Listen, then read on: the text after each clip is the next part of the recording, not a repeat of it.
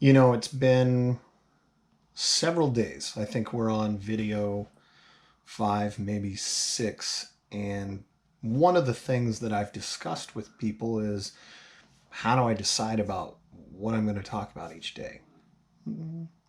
Usually, the events of the day frame at least my thought process because I'm usually not shooting these videos in the morning. I'm typically shooting them at the end of my day as I've begun to process things, as I begin to um, come to some conclusions about how I feel about the day.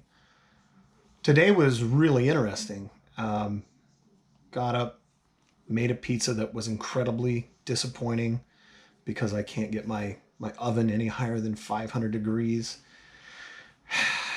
We got Jackson up from a nap, went over to some friends of ours, and just spent some adult time with them and just talked about the institutions that we work with, talked about how the coronavirus has impacted us individually. We both have young children.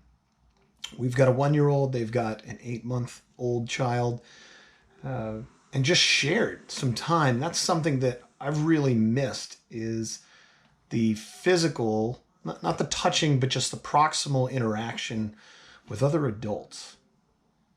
I think that that is something that I had definitely taken for granted.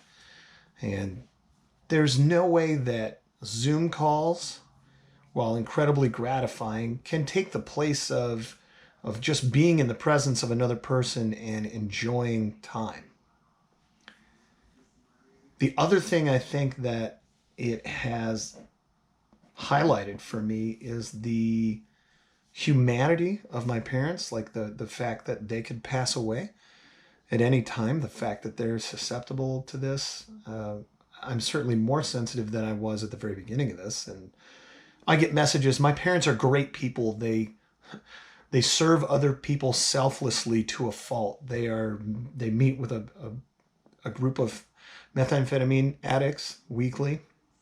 Sometimes they've offered them places in their home. They go to their court dates as advocates for them and just help them rebuild their lives.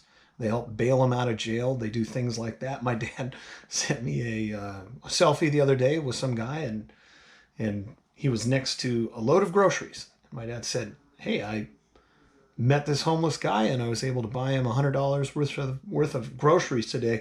And and for me, selfishly, my first thought was, I love my parents. I don't want them out there exposing themselves to risk needlessly. But I'm also struck by the selfishness in contrast to my parents' selflessness.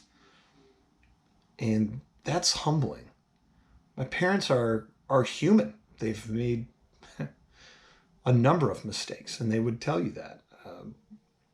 Failed relationships, maybe, I don't know, necessarily want to say chemical addictions, but my dad definitely drank a lot earlier in his life. He smoked cigarettes up until the day that he married my mom, and I think he would go back and take all those things back. But who they are now is really incredible, and it's that juxtaposition when I put myself up against the mirror of how they live their lives and how they prioritize things. It is incredibly humbling. It's gratifying to know that I've been raised by such wonderful people that would be able to share those lessons with me. And I was having a conversation with one of the people that I worked with yesterday, and my goal was just to do the same thing, to share out of my experiences. One of the things that I heard in a podcast 2 weeks ago, shared indirectly with me from the distance coach at Purdue,